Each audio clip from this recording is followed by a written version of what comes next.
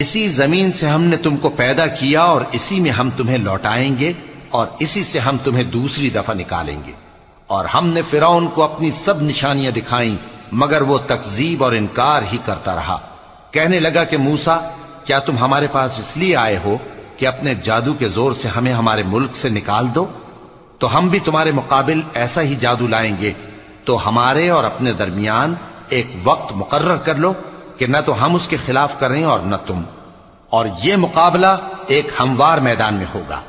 موسیٰ نے کہا کہ آپ کے لیے یوم زینت کا وعدہ ہے اور یہ کہ لوگ اس روز دن چڑھے اکٹھے ہو جائیں. تو فرعون لوٹ گیا اور اپنے سامان جمع کر کے پھر آیا. موسیٰ نے ان جادوگروں سے کہا کہ یہ تمہاری بربادی ہوگی.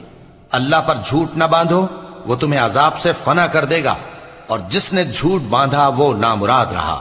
تو وہ باہم اپنے معاملے میں جھگڑنے اور چپکے سرگوشی کرنے لگے. کہنے لگے یہ دونوں جادوگر ہیں، چاہتے ہیں کہ اپنے جادو کے زور سے تم کو تمہارے ملک سے نکال دیں اور تمہارے بہترین مذہب کو نابود کر دیں. تو تم جادو کا سامان اکٹھا کر لو اور پھر قطار باندھ کر آؤ. آج جو غالب رہا وہی کامیاب ہوا. جادوگر بولے کہ موسیٰ یا تو تم اپنی چیز ڈالو یا ہم اپنی چیزیں پہلے ڈالتے ہیں. موسیٰ نے کہا بلکہ تم ہی پہلے ڈالو. جب انہوں نے چیزیں ڈالیں تو یکا یک ان کی رسیاں اور لاٹھیاں موسیٰ کے خیال میں ایسی آنے لگیں کہ وہ میدان میں ادھر ادھر دوڑ رہی ہیں. اس وقت موسیٰ نے اپنے دل میں خوف محسوس کیا. ہم نے کہا خوف نہ کرو، بلا شبہ تم ہی غالب رہو گے. اور جو چیز یعنی لاٹھی تمہارے داہنے ہاتھ میں ہے اسے ڈال دو کہ جو کچھ انہوں نے بنایا ہے اس کو وہ نگل جائے گی. جو کچھ انہوں نے بنایا ہے یہ تو جادوگروں کے ہتھ کنڈے ہیں، اور جادوگر جہاں بھی جائے کامیاب نہیں ہوگا. اس پر جادوگر سجدے میں گر پڑے، کہنے لگے کہ ہم موسیٰ اور ہارون کے پروردگار پر ایمان لائے. فرعون بولا کہ پیشتر اس کے کہ میں تمہیں اجازت دوں تم اس پر ایمان لے آئے. بے شک یہ تمہارا بڑا یعنی استاد ہے جس نے تم کو جادو سکھایا ہے. سو میں تمہارے ہاتھ اور پاؤں مخالف سمت سے کٹوا دوں گا اور تم کو کھجوروں کے تنوں پر سولی چڑھوا دوں گا، اور تم کو معلوم ہوگا کہ ہم میں سے کس کا عذاب زیادہ سخت اور دیر تک رہنے والا ہے. انہوں نے کہا کہ جو دلائل ہمارے پاس آ گئے ہیں ان پر اور جس نے ہم کو پیدا کیا ہے اس پر ہم آپ کو ہرگز ترجیح نہیں دیں گے. تو آپ کو جو حکم دینا ہو دے دیجئے، اور آپ جو حکم دے سکتے ہیں وہ صرف اسی دنیا کی زندگی میں دے سکتے ہیں. ہم تو اپنے پروردگار پر ایمان لے آئے تاکہ وہ ہمارے گناہوں کو معاف کرے اور اسے بھی جو آپ نے ہم سے زبردستی جادو کرایا. اور اللہ سب سے اچھا ہے اور ہمیشہ باقی رہنے والا ہے. جو شخص اپنے پروردگار کے پاس گناہگار ہو کر آئے گا تو اس کے لیے جہنم ہے جس میں نہ وہ مرے گا نہ جیے گا، اور جو اس کے روبرو ایماندار ہو کر آئے گا اور عمل بھی نیک کیے ہوں گے تو ایسے لوگوں کے لیے اونچے اونچے درجے ہیں، یعنی ہمیشہ رہنے کے باغ جن کے نیچے نہریں بہ رہی ہیں، ہمیشہ ان میں رہیں گے. اور یہ اس شخص کا بدلہ ہے جو پاک ہوا.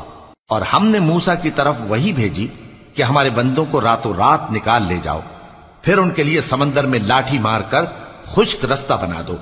پھر تم کو نہ فرعون کے آ پکڑنے کا خوف ہوگا اور نہ غرق ہونے کا ڈر.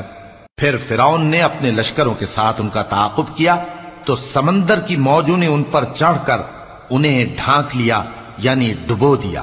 اور فرعون نے اپنی قوم کو گمراہ کر دیا اور سیدھے رستے پر نہ ڈالا. اے آل یعقوب، ہم نے تم کو تمہارے دشمن سے نجات دی اور تورات دینے کے لیے تم سے کوہ طور کی داہنی جانب مقرر کی اور تم پر من اور سلوہ نازل کیا، اور حکم دیا کہ جو پاکیزہ چیزیں ہم نے تم کو دی ہیں ان کو کھاؤ اور اس میں حد سے نہ نکلنا، ورنہ تم پر میرا غضب نازل ہوگا، اور جس پر میرا غضب نازل ہوا وہ ہلاک ہو گیا.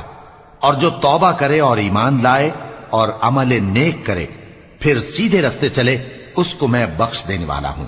اور اے موسیٰ، تم نے اپنی قوم سے آگے چلے آنے میں کیوں جلدی کی؟ کہا وہ میرے پیچھے آ رہے ہیں.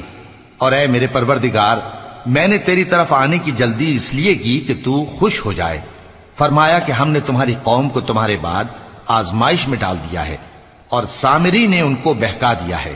اور موسیٰ غصے اور غم کی حالت میں اپنی قوم کے پاس واپس آئے اور کہنے لگے کہ اے قوم، क्या तुम्हारे परवरदिगार ने तुमसे अच्छा वादा नहीं किया था? क्या मेरी जुदाई की मुद्दत तुम्हें लंबी मालूम हुई, या तुमने ये चाहा कि तुम पर तुम्हारे परवरदिगार की तरफ से गजब नाजिल हो और इसलिए तुमने मुझसे जो वादा किया था उसके खिलाफ किया? वो कहने लगे कि हमने अपने इख्तियार से आपसे वादा खिलाफी नहीं की, लेकिन हम उन लोगों के जेवरों का बोझ उठाए हुए थे, फिर हमने उसको आग में डाल दिया और इसी तरह सामरी ने डाल दिया। तो उसने उनके लिए एक बछड़ा बना दिया, यानी एक बेजान जिस्म जिसमें गाय किसी आवाज थी। तो लोग कहने लगे कि यही तुम्हारा माबूद है और यही मूसा का माबूद है, मगर वो भूल गए हैं। तो क्या ये लोग नहीं देखते कि वो उनकी किसी बात का जवाब नहीं देता और न उनके नुकसान और नफे का कुछ इख्तियार रखता है? और हारून ने उनसे पहले ही कह दिया था कि लोगों, इसके जरिए तुम्हें फितने में डाल दिया गया है और तुम्हारा परवरदिगार तो रहमान ही है, तो मेरी पैरवी करो और मेरा कहा मानो। वो कहने लगे कि जब तक मूसा हमारे पास वापस ना आए हम तो इसकी पूजा पर कायम रहेंगे। फिर मूसा ने हारून से कहा कि ऐ हारून, जब तुमने उनको देखा था कि गुमराह हो गए हैं तो तुमको किस चीज ने रोका था? यानी इस बात से कि तुम मेरे पीछे चले आओ, भला तुमने मेरे हुक्म के खिलाफ क्यों किया? कहने लगे कि ऐ मां जाए, मेरी दाढ़ी और सर के बालों को न पकड़िए, मैं तो इससे डरा कि आप ये ना कहें कि तुमने बनी इसराइल में तफरका डाल दिया और मेरी बात को मलहूज ना रखा। मूसा ने फरमाया, तो ऐ सामरी, तेरा क्या हाल है? उसने कहा कि मैंने ऐसी चीज देखी जो औरों ने नहीं देखी, तो मैंने फरिश्ते के नक्शे पा से मिट्टी की एक मुट्ठी भर ली, फिर उसको बछड़े के जिस्म में डाल दिया और मुझे मेरे जी ने इस काम को अच्छा बताया। मूसा ने कहा, जा, तुझको दुनिया की जिंदगी में यह सजा है कि कहता रहे कि मुझको हाथ ना लगाना, और तेरे लिए एक और वादा है, यानी अजाब का, जो तुझसे टल ना सकेगा। और जिस माबूद की पूजा पर तू जमा हुआ था उसको देख, हम उसे जला देंगे, फिर उसकी राख को उड़ाकर दरिया में बखेर देंगे। तुम्हारा माबूद तो अल्लाह ही है, जिसके सिवा कोई माबूद नहीं, उसका इल्म हर चीज पर मुहीत है।